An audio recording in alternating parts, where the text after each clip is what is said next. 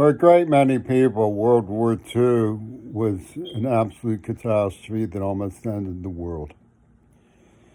My question is, what are we in such a hurry to do that we want to destroy ourselves? Another question, or a different form that same question takes, is there anything we can learn from the past? Permit me to speculate. I don't consider myself smarter than you. Anybody who knows me knows how admiring I am of other people. But my father was a veteran of World War II who went the direction of public education. And I learned a great deal from what he was presenting and from the beauty of the landscape of the idea behind Pittsburgh Public Schools. Very few people have a more admiring mythology about Pittsburgh Public Schools than me. Brashear, Larimer, Shenley. There's so many of them. And yet I was cast out and denied a place. I'm not mooning about that in this talk. What I want to talk about is the fact that I was born 15 years after the end of World War II, which was a lot less time than I thought it was. It seemed like a long time ago when I heard people who were old talking about it. But for them, it was only yesterday.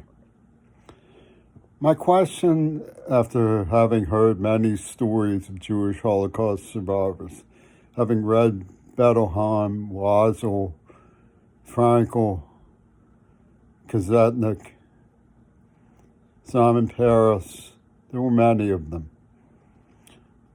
Noam Chomsky, I asked myself, what were the Germans in such a hurry to do? What was the cold, the hunger, the depression, Great Depression, the loss of currency? What was it so immediate and overpowering about that they couldn't see down the road?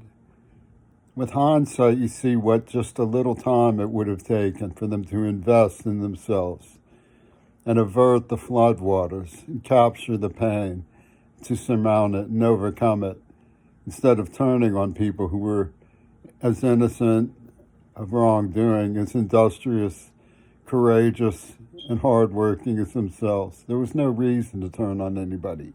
They just needed to have faith and invest in a future that they could see and understand would come, have a little faith in the intelligent design of what they were offered by Providence.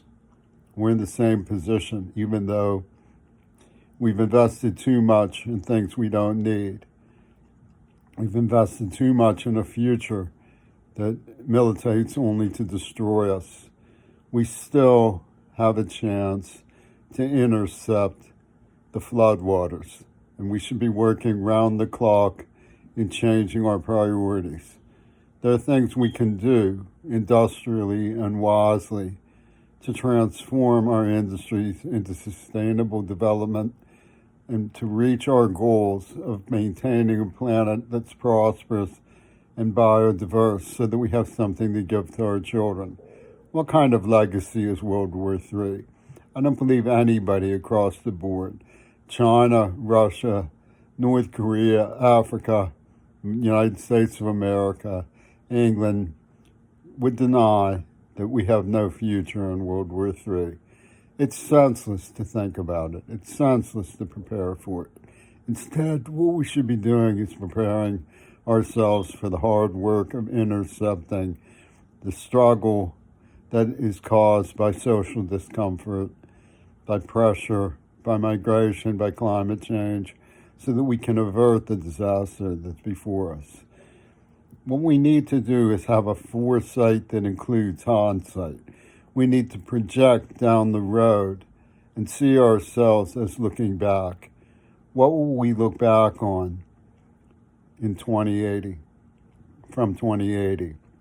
We need to get ourselves into the mindset of working towards a future that is viable. Get ourselves immediately into the mindset of working towards a future that is viable. Invest in future hindsight.